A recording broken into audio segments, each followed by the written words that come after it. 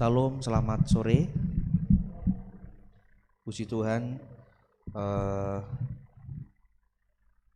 di tahun ini kita sudah mulai lebih baik ya, dengan corona yang sudah melandai, walaupun tentu masih kita harus waspada karena PPKM masih berlaku, tapi saya yakin ini menjadi tahun kebangkitan untuk kita semuanya.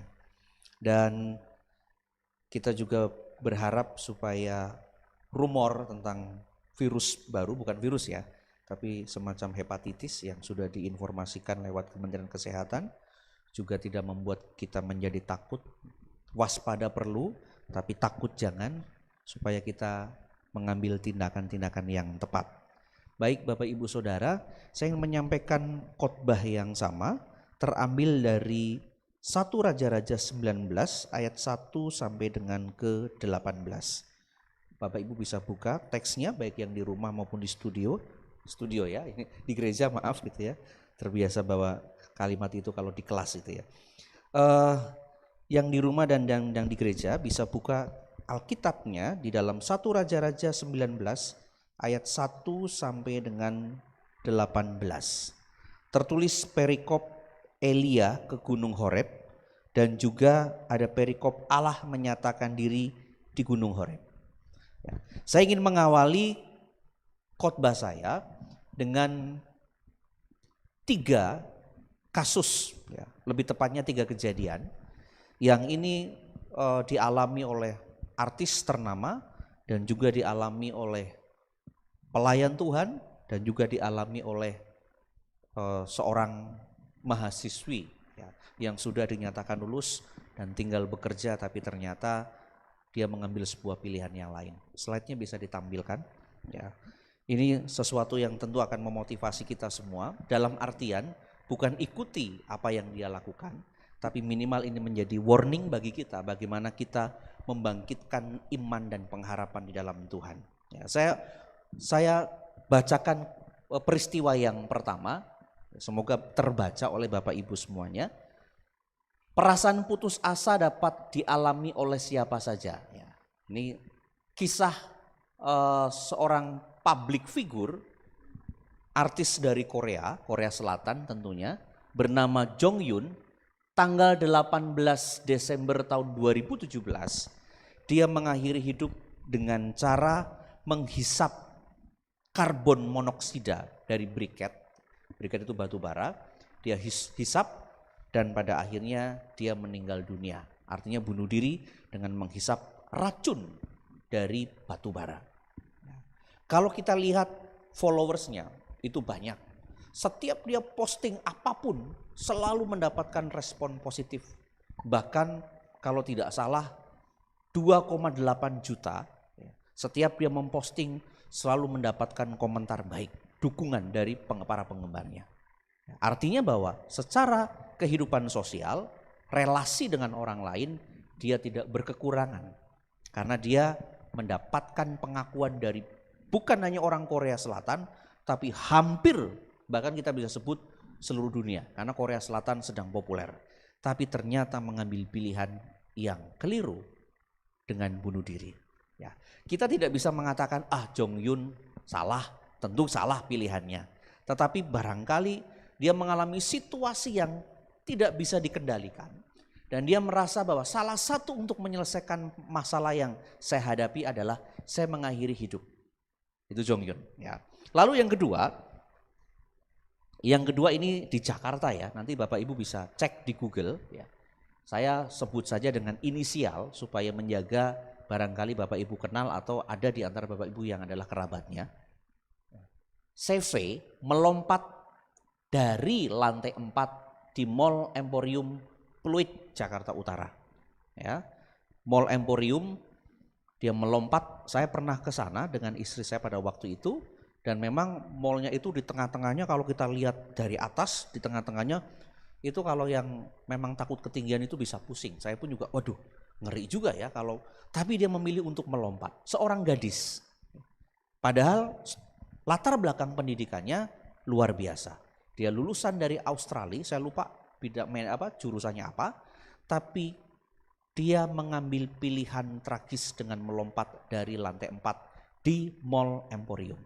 Padahal sebelum melompat, dia sedang makan bersama dengan orang tuanya. Lalu dia pamit ke orang tuanya izin ke toilet. Tidak datang-datang, ternyata orang tuanya mendapat kabar kalau ada seorang gadis melompat dari lantai 4. Begitu dia lihat, orang tuanya lihat itu adalah anaknya. Ini CV terjadi pada 3 Mei 2019. Ya, bulannya sama dengan bulan ini, bulan Mei. Lalu yang ketiga, tentu yang tidak kita sangka.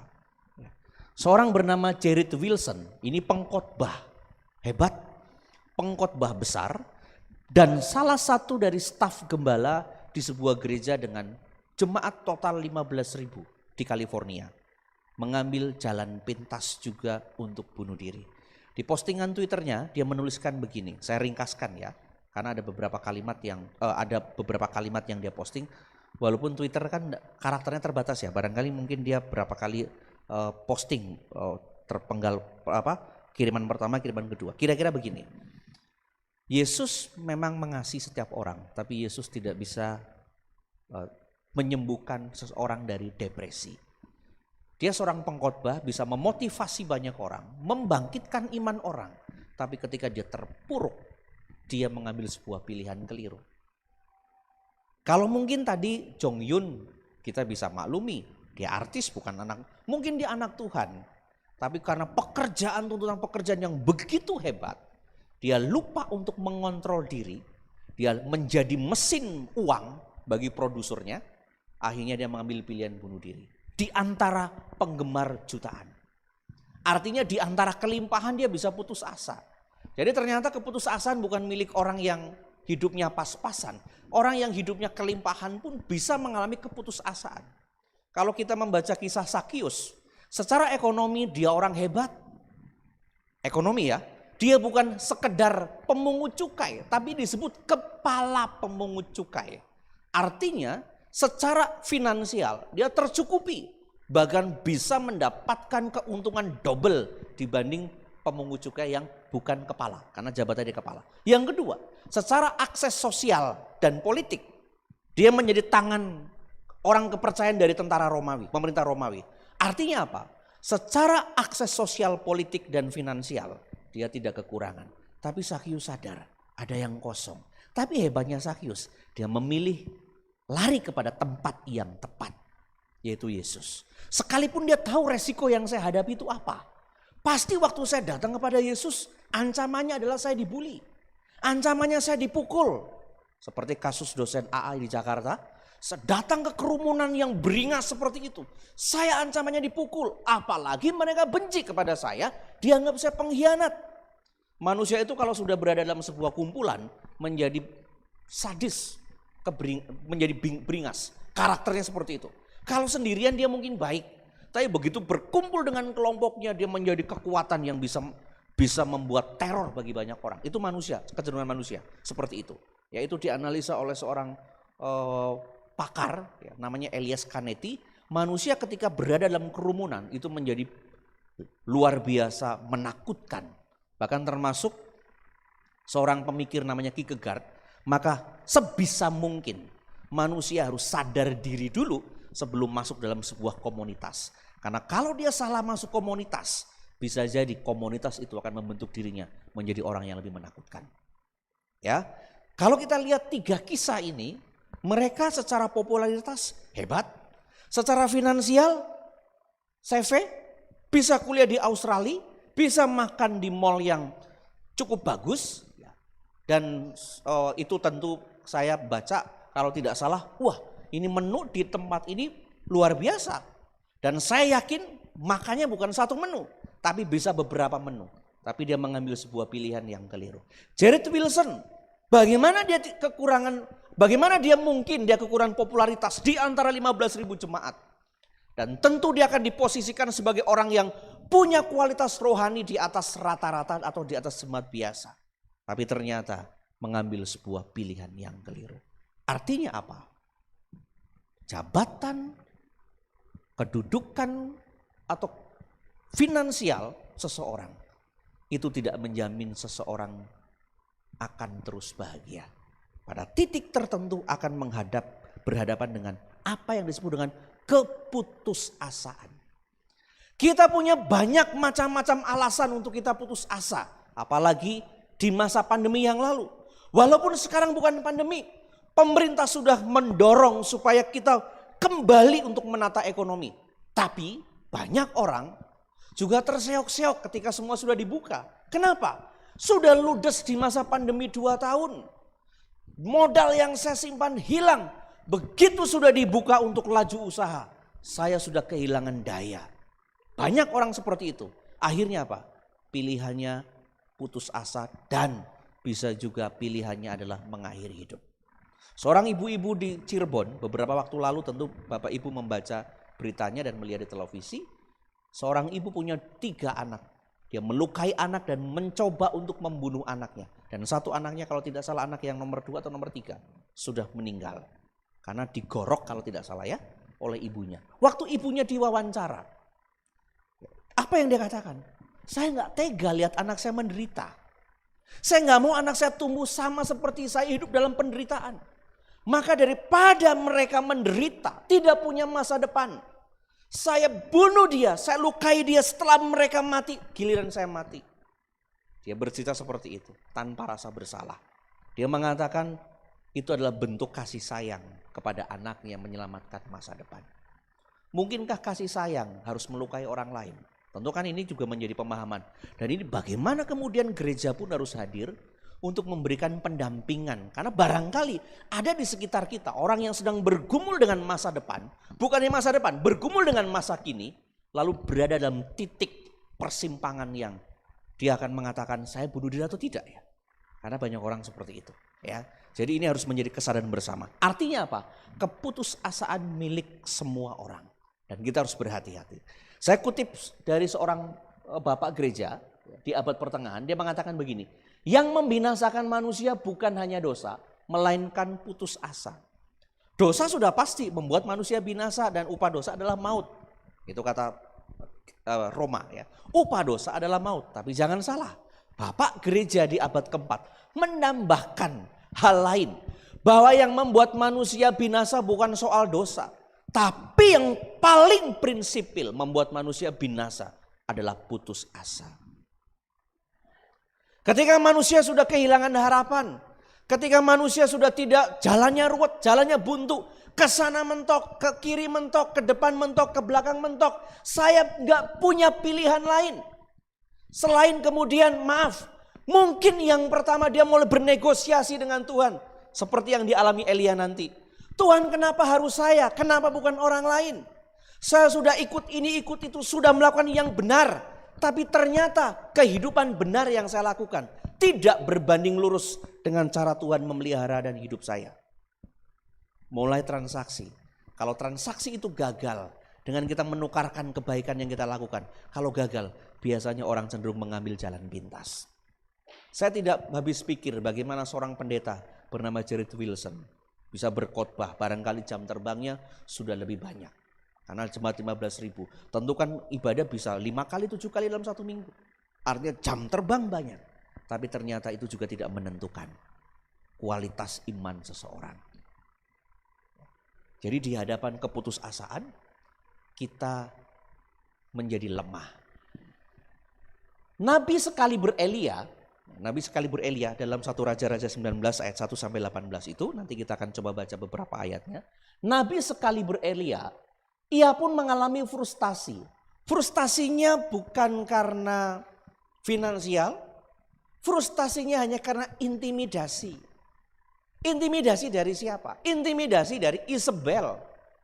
Kalau saya bacakan untuk Bapak Ibu semua dalam ayat 1 sampai dengan ayat yang keempat. Ketika Ahab memberitahukan kepada Isabel segala yang dilakukan Elia, perihal Elia membunuh semua nabi itu dengan pedang. Di pasal 18, Elia atas pertolongan Tuhan melakukan tindakan heroik dengan membunuh 450 nabi palsu. Dan terbukti di situ Tuhan semesta alam adalah benar yang harus disembah. Tapi Israel Utara pada waktu itu membelot dan menyembah Baal, lebih percaya kepada nabi palsu. Dan nabi palsu dipermalukan. oleh Elia karena Elia disertai Tuhan. 450 nabi dibantai habis oleh Elia. Elia melakukan tindakan heroik atas pertolongan Tuhan. Tapi di hadapan seorang perempuan bernama Isabel, Elia tidak berdaya. Maka Isabel menyuruh seorang suruhan, ayat 2, mengatakan kepada Elia, beginilah kiranya para Allah menghukum aku.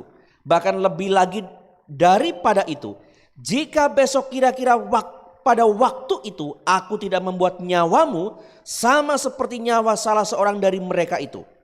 Apa yang dilakukan Elia? Respon Elia bagaimana? Ayat ketiga.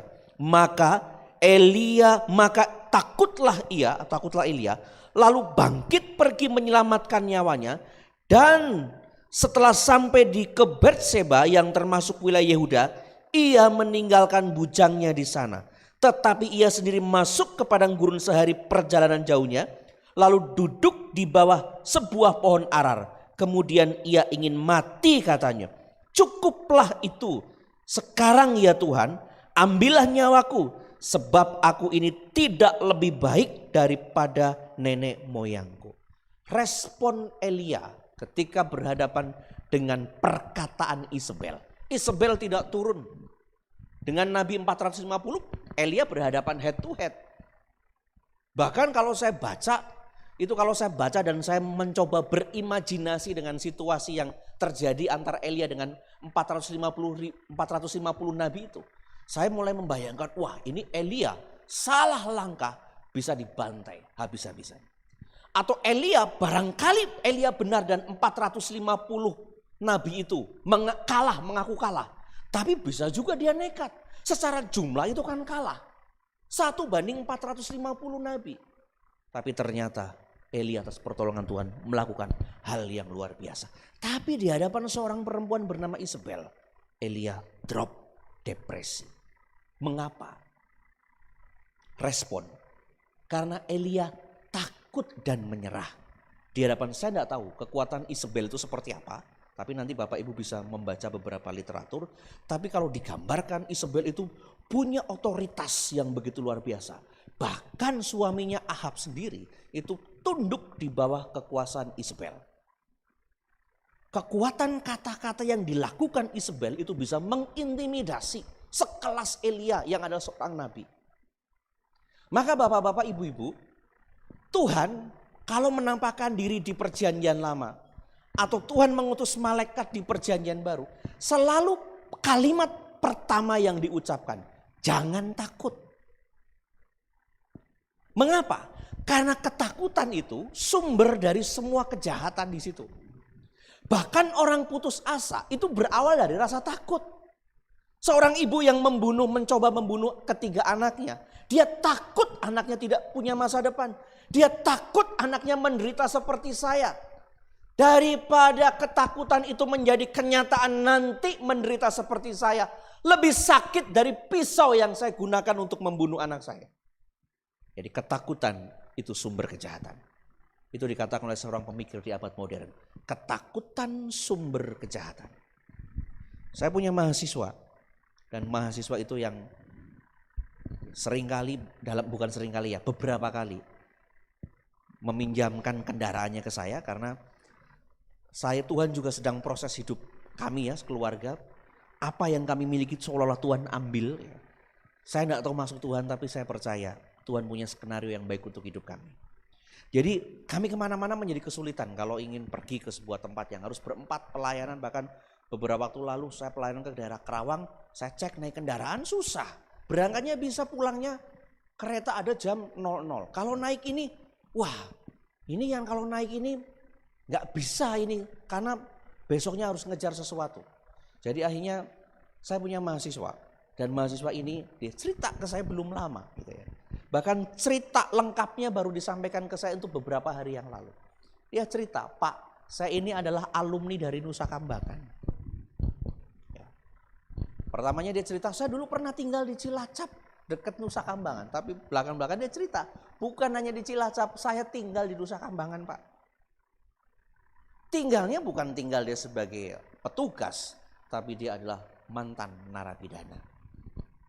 Jadi kalau misalnya kita sudah sebut Nusa Kambangan, sudah bisa dipastikan berarti dia penjahat kelas kakap. Ya cerita ke saya, daerah Ambasador Kuningan itu daerah saya. Kalau nanti Bapak ke sana sebut nama saya, pasti parkir bebas. Dan terbukti beberapa hari yang lalu saya ke Ambasador. Karena ada mahasiswa dari Papua datang, dia ngajak makan siang dan dia ikut. Waktu kami ke sana benar, semua tukang parkir dan petugas itu hormat sama dia semua. Panggilnya komandan. Bahkan Pak Ogah yang di putaran itu, kalau Bapak Ibu mungkin pernah ke Jakarta itu, kalau Jakarta kan selalu ada U-turn ya. Putaran balik itu selalu ada Pak Ogah yang minta 500 lah ya kira-kira ya. Kalau Pak Ogah kan cepek dulu, cepek dikasih cepek kan pasti dibuang. Itu sebutannya kalau di Jakarta namanya Pak Ogah ya. Jadi Pak Ogah sendiri begitu dia buka jendela, Pak Ogahnya hormat. Komandan gitu ya, panggilnya seperti itu. Lalu dia cerita ke saya, Pak Julius Anda tahu nggak tangan kiri saya itu seperti sengklek gitu ya. Ya saya tahu, tapi kan saya mau ngomong itu kenapa kan nggak enak gitu ya. Ini saya kena pedang, jadi dibabat habis sampai dia tunjukkan ke saya di pelipisnya itu bekas pedang.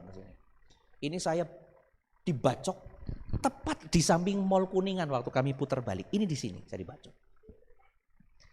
Zaman dulu pokoknya saya kepala preman di sini saling kuasa menguasai. Tapi setelah saya selidiki dan dari obrolan itu ya, diambillah sebuah kesimpulan bahwa dia melakukan itu motifnya bukan atas nama keberanian.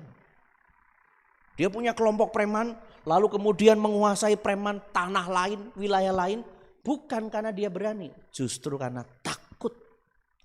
Karena saya takut wilayah saya dikuasai oleh orang lain, maka sebelum orang lain menjadi besar dan punya kekuasaan, saya libas dulu. Oh kalau dulu Pak Julius saya pikiran pendek. Begitu emosional pedang sudah keluar, senjata tajam sudah keluar.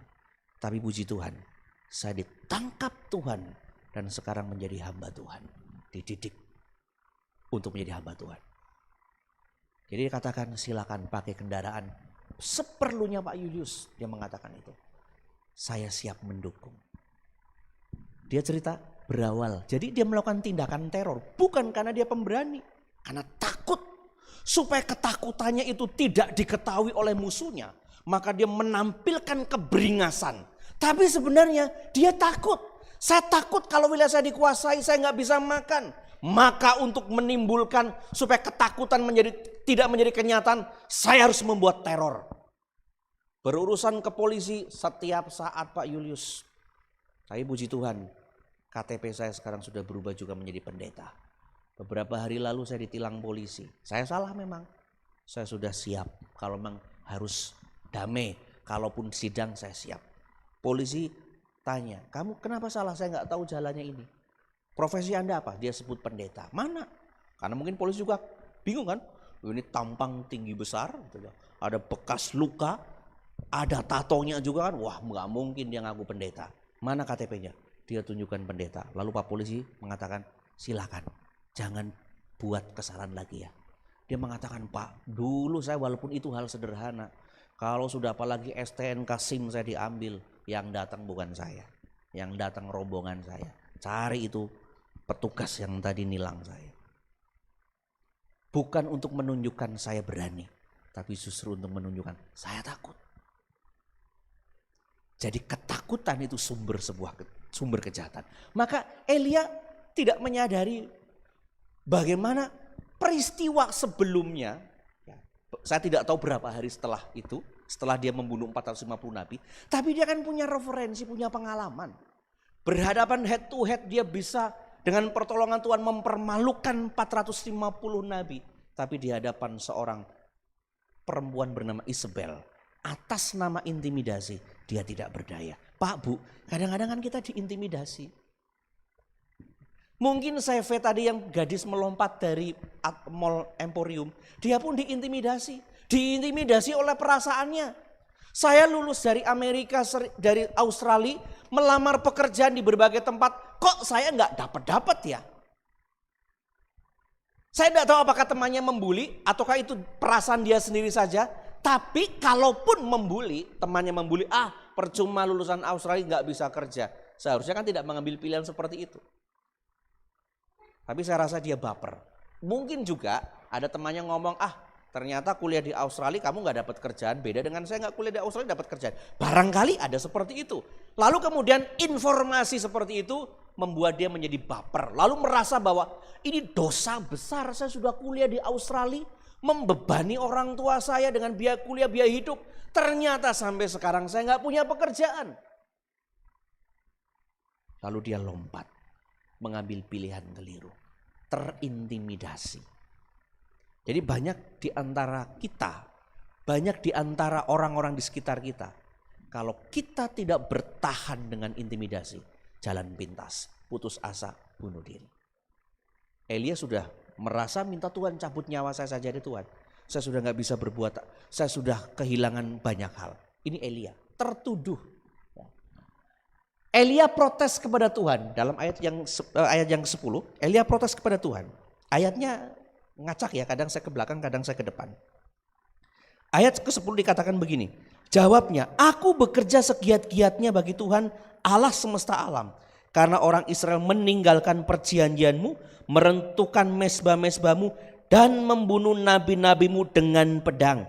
Hanya aku seorang dirilah yang masih hidup, dan mereka ingin mencabut nyawaku. Itu respon Elia. Dia lupa bahwa selain Elia, dia masih punya teman yang ternyata juga cinta Tuhan. Dia lupa bahwa Boas pernah menyelamatkan 100 nabi benar yang masih berpegang teguh pada Tuhan, diselamatkan oleh Boas, diselamatkan dan disembunyikan di sebuah goa, dibagi 2 kelompok, 50-50. Tujuannya apa? Supaya 100 nabi benar ini tidak menjadi sasaran dari Isabel. Elia lupa bahwa ada teman yang masih percaya kepada Tuhan. Ini orang yang putus asa dan hidup dalam ketakutan. Lupa untuk melihat hal yang baik. Tadi kan dikatakan ketika Elia sudah mengalami keputusasaan, depresi, yang dia lakukan, dia tinggalkan bujangnya. Orang seperti itu kalau sedang putus asa, dia menyendiri, gak mau diganggu oleh orang lain. Saya gak mau, saya kepingin sendiri gitu ya. Rasanya hidup seorang diri itu lebih baik dibanding saya berteman. Dan rasanya saya punya masalah itu, masalah saya paling berat dibanding masalah orang lain. Seolah-olah hanya saya yang bermasalah, orang lain tidak. Saya pun kadang-kadang juga mendorong kepada istri seperti itu. Kita punya masalah seperti ini, ada orang masalah lebih besar dibanding kita. Ya tapi kan kekuatan kita sampai di sini. Iya kekuatan kita sampai di sini. Kita sedang dilatih supaya kita lulus. Saya kadang-kadang lihat beberapa waktu yang lalu ketika anak kami Hegel menghadapi ujian. Kalau dikasih soal dia gak bisa, kita kasih lagi. Dia gak bisa, kasih lagi.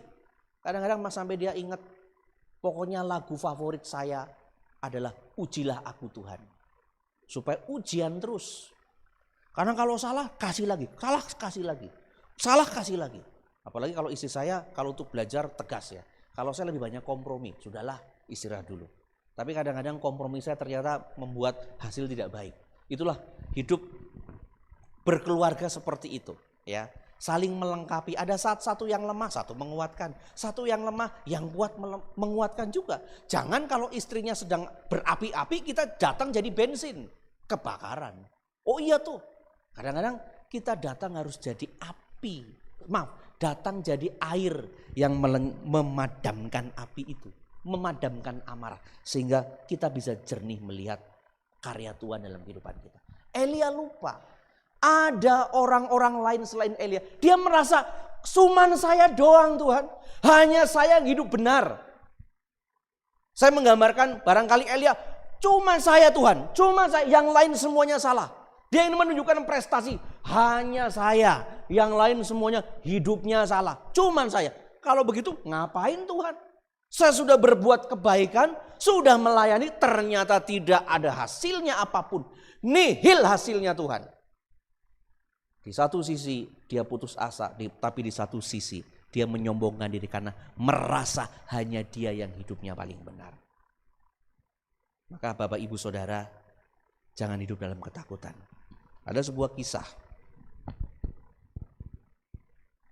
Kancil sedang memotivasi teman-temannya. Binatang terkecil di hutan dipanggil oleh kancil. Dikasih treatment. kita ini jadi sasaran binatang buas, binatang besar. Salah satunya adalah singa karena dia raja hutan. Sekarang saya tekankan kepada Anda, sekalipun kita akan dimakan oleh mereka, stop rasa takut itu. Sambut kematian kita dengan keberanian. Kata Kancil, tiba-tiba singa datang. Ya, singa datang dan merasa ini ada pemufakatan apa, ada konspirasi apa. Kancil mengumpulkan begitu banyak. Ini belum waktunya pilpres, belum waktunya pilkada dikumpulkan, gitu ya. Lalu kemudian panggil tokoh agama untuk melegitimasi, gitu ya. Tapi tidak, gitu ya. Ini singa, ada apa ini? Gitu ya. Lalu singa mulai kemudian mengatakan, kamu ngapain Kancil? Ingin kudeta dengan saya? Lalu terjadilah pertengkaran kecil. Akhirnya sampailah mereka kemudian istilah taruhan. Kancil mengatakan begini, hai singa, kalau saya tidak bisa membunuh kamu dalam 30 hari, kamu boleh cabik-cabik, boleh makan saya, boleh lumat saya, boleh siksa sesuka hati kamu. 30 hari kesepakatan. Akhirnya singa katakan oke. Singa mengatakan gua raja hutan, badan paling besar, kamu kecil, ku makan, habis perkara. Pulang dengan ke tempat masing-masing. Singa pulang dengan kemenangan bahwa dia akan menang. Kancil pulang dengan ketakutan juga. Saya sudah nantang ini. Gimana solusinya nanti kalau benar 30 hari saya nggak bisa buat dia mati. Tapi Kancil yakinkan, saya harus memotivasi diri saya sendiri. Pak Bu, jadi itu juga membangkitkan. Memotivasi diri itu penting. Bagaimana kita di hadapan ketidakmampuan, Tuhan masih berikan cahaya tertentu, celah untuk kita bisa bangkit. Teorinya Cak Lontong ya, saya suka dengan Cak Lontong. Cak Lontong mengatakan begini, teori dalam hidup itu teori maling katanya. Tapi bukan pelajari malingnya, tapi pelajari ketekunannya untuk bisa mengambil barang dari rumah orang. Kalau dia lihat pintu tertutup dan terkunci semuanya, dia cari jendela. Jendela terkunci semua, dia cari tempat mana yang paling dia bisa masuk. Artinya apa? Ketika semua tertutup, jangan putus asa. Masih ada jalan yang terbuka. Jangan seperti misalnya, maaf anak-anak muda sekarang kan begitu sudah berusaha sekali gagal, dia mundur. Maka muncul lagunya, aku mundur alon-alon mergo sadar aku sopo gitu kan. Dia mundur pelan-pelan, perjuangannya menjadi kurang. Harus gigih. Kancil juga awalnya takut tapi dia motivasi diri, saya bisa. Singa minggu pertama tenang-tenang karena pasti dia menang. Minggu kedua dia mulai berpikir, Kancil ancam saya, berarti ini ancamannya gak main-main. Binatang kecil mengancam saya untuk membunuh. Mungkin dia punya strategi. Minggu ketiga, singa sudah mulai selektif dengan makanan yang dia makan. Khawatir ada racun. Dia kurangi makan, dia kurangi tidur karena khawatir saat dia tertidur, Kancil datang dengan teman-temannya bunuh dia. Minggu keempat, tepat di hari ke-30, singa mati. Mati karena apa? Bukan karena dibunuh, mati karena ketakutannya sendiri. Maka tadi saya katakan ketakutan itu bisa menimbulkan seorang akhirnya apa? Tidak produktif. Ada racun di dalam dirinya. Sama seperti Elia ada racun di dalam dirinya. Racunnya apa? Ketakutan yang berlebihan. Dia lupa karya Tuhan yang begitu besar dalam kehidupannya. Itu yang dihadapi Elia. Seorang yang putus asa, jiwanya akan terbelenggu, tidak punya kebebasan. Saya bingung ngapain Tuhan, ini salah, itu salah. Saya berbuat benar juga disalahkan, saya berbuat salah, saya disalahkan, mendingan saya berbuat salah. Itu dalam ilmu sosiologi disebut dengan teori labeling. Saya berbuat benar, saya dianggapnya salah. Saya jujur, saya dibilang bohong, mendingan saya bohong sekalian. Maka kadang-kadang kejahatan juga muncul bukan karena niat orang itu, tapi karena stigma dari orang lain. Ah, ini mah pasti nggak bener. Kalau dia ngomong pastilah itu mah bohong. Sekali waktu dia kalau denger saya benar dibilang bohong, mendingan saya pembohong sekalian. Jadi hati-hati juga kita melabel seseorang. Itu bisa menjadi justru celah untuk orang itu mengambil tindakan yang ekstrim bahkan putus asa. Ya, jiwanya terbelenggu. Yang berikutnya. Ya, ini yang dihadapi oleh. Lalu bagaimana kita mengatasi atau solusi untuk mengatasi rasa takut supaya kita menjadi pribadi yang kuat, kokoh di akhir zaman. Dengan banyaknya masalah yang datang, mungkin masalah pekerjaan, mungkin masalah pelayanan, masalah studi dan lain-lain. Bagaimana kita bisa kuat? Kita akan pelajari. Yang pertama, kita ini harus menjadi keyakinan kita. Kita tidak dapat menolak peristiwa yang kita alami. Suka duka adalah warna kehidupan. Hidup itu kan ada parodi itu berarti seperti komedi ya. Ada parodi, ada komedi, lawak gitu ya. Ada juga kemudian tragedi, ada juga ironi. Tidak semua hidup itu satu warna. Hidup itu harus macam-macam warna. Justru karena hidup itu macam-macam warna, hidup itu menjadi lebih berarti dan variatif. Ketika ada masalah kita atasi, lalu ketika orang lain punya masalah, pengalaman kita bisa memotivasi orang lain. Kadang-kadang hidup kekristenan kita juga, kalau orang punya masalah itu urusanmu. Padahal Tuhan berikan masalah kepada kita dan kita berhasil keluar dari masalah itu supaya semangat bertahannya kita, kekokohan kita menginspirasi orang lain. Tapi banyak orang Kristen kadang-kadang egois, masalahku. Ceritakan dong bagaimana, ya itu urusan kamu lah. Ini di Jakarta banyak seperti itu, hidup egois. Karena saya alami, pada saat kami menghadapi keterpurukan, ada beberapa teman yang blokir nomor WA saya. Khawatir direpotin saya. Ya, khawatir direpotin saya. Dan salah satu teman ini yang saya belum ceritakan siapa orangnya, tapi isi saya pasti tahu, bisa menduga. Orangnya adalah orang yang beberapa waktu lalu telepon saya, nggak tahu waktu. Telepon terus. Hanya untuk ngecek. Dia juga kepenting ngecek. Kamu ngajar di tempat ini ya? Enggak. Wah, saya dapat info kamu ngajar di tempat ini. Saya cek ke kampus ini, ke teman saya yang dosen di kampus ini untuk ngecek. Padahal dia adalah orang yang pada waktu itu ikut menebarkan racun kepada teman-teman yang lain. Dengan informasi yang tidak benar tentang saya. Seolah ditinggalkan hidup dalam kesendirian. Tapi saya bersyukur Tuhan sedang uji. Dan ketika semua ujian itu sudah selesai, Tuhan sediakan orang-orang menjadi sahabat perjalanan dalam hidup kami. Saya bersyukur secara banyak hal kehilangan. Tapi secara keimanan Tuhan pelihara dengan cara yang tidak pernah bisa dimengerti oleh saya. Ini yang dikatakan hikmatmu gitu ya. Kau sungguh indah tiada taranya, sungguh menakjubkan, sungguh ajaib untuk dimengerti, lebih dari semua yang ada, hikmatmu dalam tak terselami gitu ya. Saya lupa kata-kata ya. Tapi kira-kira seperti itu. Hikmat Tuhan dalam tidak terselami. Tapi tapi itu yang Tuhan kerjakan. Untuk apa? Tuhan ingin memangkas segala pengertian yang membuat kita menjadi sombong dengan pendidikan, dengan akses sosial seperti Sakyus, dengan akses ke ekonomi finansial juga seperti Sakyus, dengan Jared Wilson prestasi menjadi seorang pengkhotbah hebat, dengan seorang bernama tadi CV yang punya kuliah saya di luar negeri, gelar saya hebat. Kalau orang kuliah di luar negeri di Indonesia, kalau kuliah di luar negeri, kalau ini di kampus ya, dunia kampus, kalau dia sudah keluar dari luar negeri mengajar di kampus, biasanya gajinya 2 kali lipat dari lulusan dalam negeri. Itu biasa seperti itu. Ya, saya punya teman mengajar di Universitas Pelita Harapan, lulusan dari Jerman, S2, S3-nya.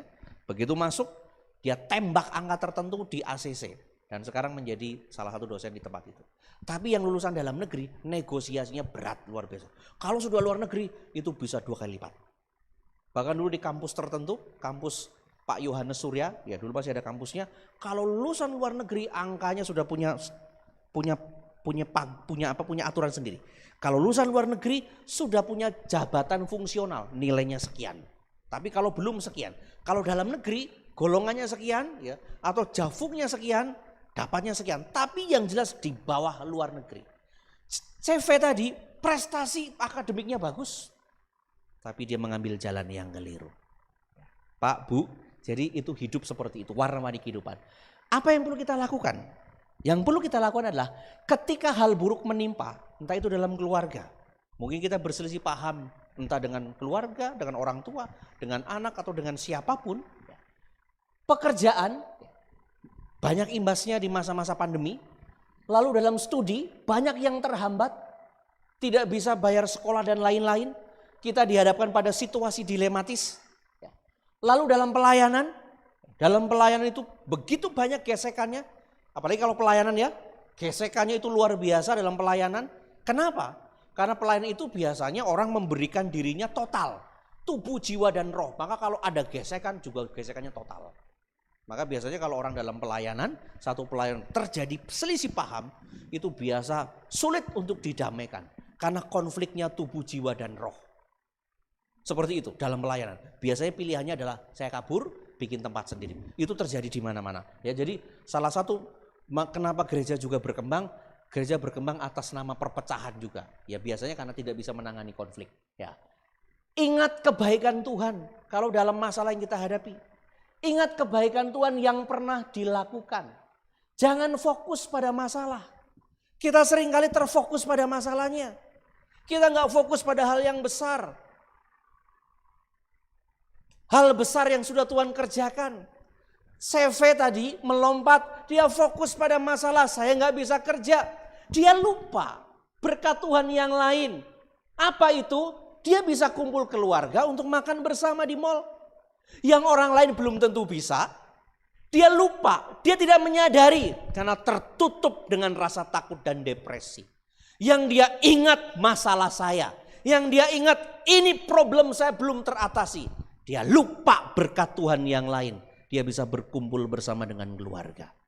Maka Bapak Ibu, kalau orang takut bisa mengambil putus asa, jalan pintas. Dan kalau sudah jalan pintas, dia akan kehilangan akal sehat. Dan dia lupa bahwa Tuhan sering tolong hidupnya. Pak, Bu, respon yang baik itu menentukan pilihan yang akan kita ambil. Saya pernah khotbahkan kalau tidak salah di sini, bagaimana Lazarus meninggal. Waktu Yesus datang kan sudah terlambat ya, menurut ukuran manusia. Terlambat, datang sudah mati. Waktu saya baca waktu saya renungkan kembali, saya coba baca lagi, saya renungkan kembali. Saya dapat sesuatu yang baik. Yesus datang, ya Yesus datang ini yang berikutnya gitu ya. Yang berikutnya, solusi berikutnya, pegang janji Tuhan. Terkadang Tuhan menunda sesuatu untuk kita karena Tuhan tahu waktu terbaik. Saya butuhnya sekarang Tuhan. Waktu itu saya dengan ini seperti itu. Kita butuhnya sekarang. Sampai kami waktu itu berpuasa 40 hari. Efeknya apa? Bonusnya kami positif. Istri kena duluan, setelah itu saya kena delta waktu itu. Ya, kena delta dan itu efek dari kami berpuasa. Kami berpuasa untuk apa? Meminta fokus Tuhan kepada apa yang kami hadapi. Walaupun doa kami juga seperti Elia pada waktu itu. Tuhan, aku sudah ini dan itu. Mana bagianmu Tuhan? Tuhan gak jawab.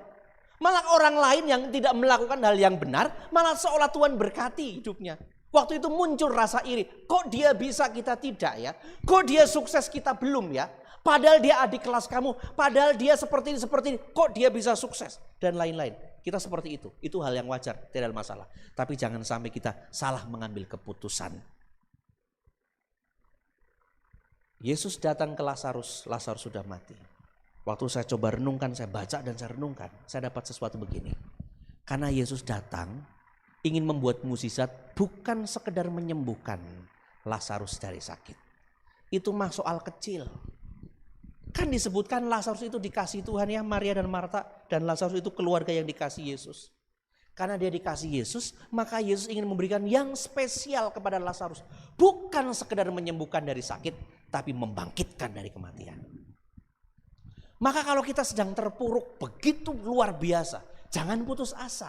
Barangkali Tuhan justru sayang sama kita lebih dibanding yang lain.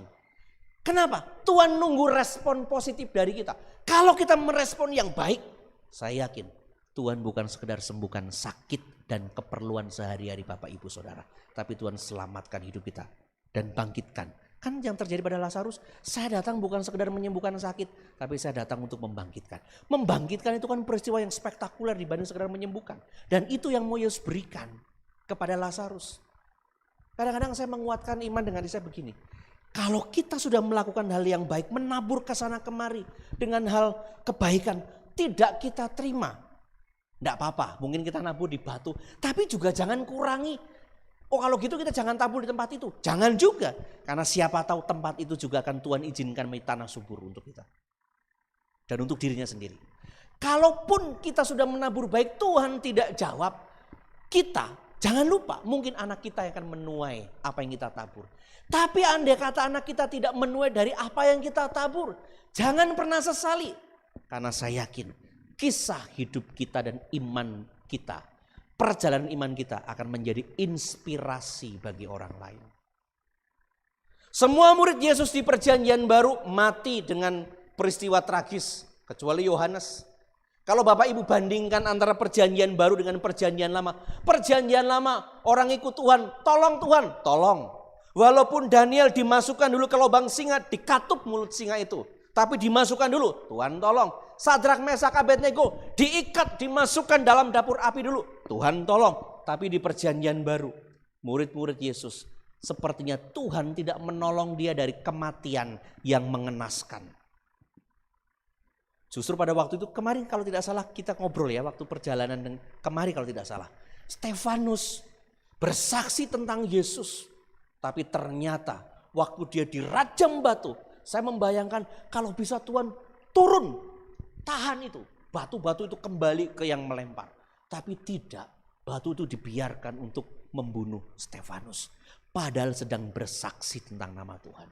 Saya mulai berpikir, resiko ikut Tuhan itu susah. Ya benar. Itu pikul salibnya susah. Perjanjian lama murid-murid orang tidak bersama dengan Yesus, mereka ditolong. Ini murid-murid Yesus hidup bersama Yesus, mereka menghadapi bahaya, Tuhan tidak tolong. Malah seolah-olah Tuhan biarkan. Saya tidak tahu cara Tuhan, tapi itulah cara Tuhan untuk mendidik iman. Itu yang bisa saya simpulkan untuk kebaikan kita. Supaya apa? Supaya hidup dan kesaksian iman mereka menjadi inspirasi bagi orang percaya. Pak, Bu, murid Yesus saja menderita, kita harus pikul salib. Tapi saya percaya Tuhan akan pelihara hidup kita sampai akhir kehidupan kita. Amin Bapak Ibu.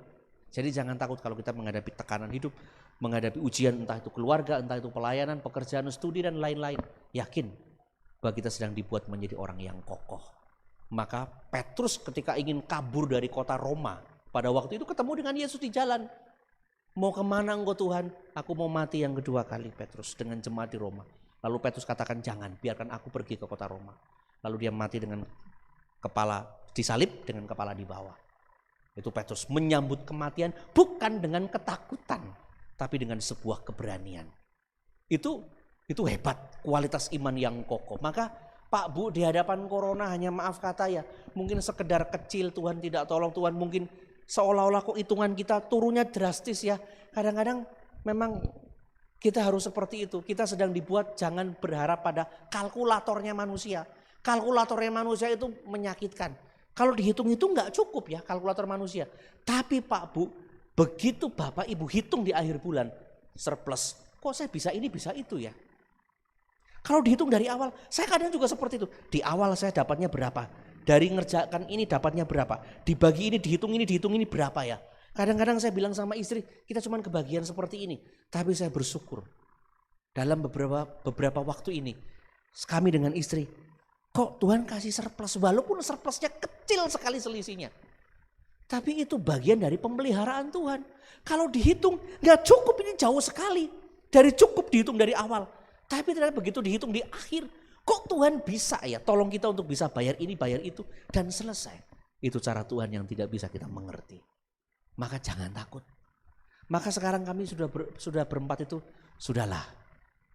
Kita ikuti seperti lagunya Bondan Prakoso. Ya sudahlah. Ketika mimpimu yang begitu indah tak pernah terwujud, ya sudahlah. Kalau Tuhan buat kita seperti ini, ya sudahlah. Tuhan tahu yang terbaik untuk kita. Kalau Tuhan menunda untuk menolong kita, ya sudahlah. Tuhan tahu waktu terbaik. Mungkin kalau kita minta sekarang, mungkin itu butuh bagi kita sekarang. Tapi Tuhan tahu ke depan kita, kebutuhan kita di depan itu lebih banyak. Maka Tuhan tunda dulu berkatnya untuk hari ini. Baru dicairkannya bulan depan. Itu cara kerja Tuhan seperti itu. Makanya Pak Bu, selaraskan kehendak kita dengan kehendak Tuhan. Bisa tidak selaras dengan kehendak Tuhan? Tidak bisa, tapi minimal kita mendekati yang benar. Berarti kita selama ini belum benar dong, kita hidup dalam kesalahan. Bukan, tapi memeluk kebenaran Tuhan itu sebuah misteri, rangkulannya begitu besar. Anak saya yang kecil, kalau dulu meluk saya tangannya nggak nyampe. Tadi waktu kami pergi, dia meluk saya, dia cium saya, tangannya sudah sampai. Waktu kecil meluk masih kurang, masih jauh. Kita sama, waktu memeluk misteri Tuhan, tangan kita nggak sampai, akal budi kita nggak sampai.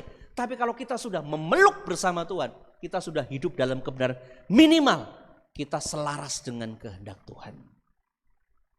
Maka Bapak Ibu, terakhir, datang pada Tuhan.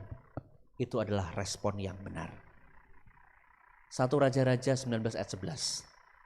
Tuhan adalah tempat terbaik bagi manusia. Dan Sakyus sudah mencontohkan itu semua. Jangan larinya kita ke media sosial. Ada masalah lari media sosial. Ya, media sosial. Bete nih dan lain-lain gitu ya. Media sosial nggak jadi tempat untuk menyelesaikan masalah. Media sosial itu Pak Bu nih, saya kasih tahu ke Bapak Ibu. Sekarang itu era yang disebut dengan, dalam bahasa kerennya, disebut dengan post-truth gitu ya. Post itu sesudah, truth itu kebenaran. Jadi sekarang itu era di mana opini lebih penting dibanding yang benar. Kalau kita mungkin nulis sesuatu yang mungkin kita nggak bermaksud itu. Tapi begitu kata-kata itu kita tulis di media sosial, tafsiran sudah menjadi milik pembaca. Jadi pembaca menafsirkan suka-suka sendiri dong, suka-suka saya. Dia tafsirkan macam-macam. Maka Bapak Ibu kalau ada masalah, datang pada Tuhan, lari pada Tuhan. Kalau mau posting, postinglah yang baik. Dalam segala perkara, Tuhan tahu yang terbaik. Jangan postingnya ini dan itu, mengeluh dan lain-lain. Saya berapa kali ditegur sama istri, kamu posting seperti ini keluhan. Apa iya? Iya, hapus. Ini mengeluh, kamu gak boleh mengeluh. Cukup sama Tuhan, gak boleh orang lain tahu masalah yang kita hadapi. Cukup yang tahu kita di ruang tersembunyi. Toh nanti Tuhan akan kirimkan frekuensi doa kita ke siapa. Kalau Tuhan kirimkan ke ada orang yang tangkap sinyal, oh ini Julius sedang memerlukan pertolongan. Itu urusan Tuhan. Tapi jangan menyebar. Ini era media sosial. Datangnya sama Tuhan. Ini disebut dengan post-truth. Kebenaran itu kalah dengan opini.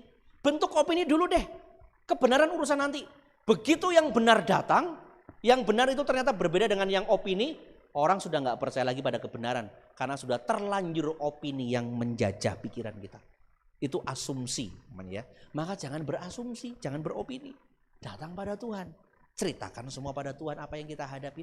Tuhan seperti ini, lega. Kalau kita doa, kita jujur, kalau kita sudah selesai doa, kita lega. Kayak punya jam doa dengan berempat. Tadi saya katakan lagunya selalu kalau tanya anak saya yang gede, lagunya apa? Ujilah aku Tuhan.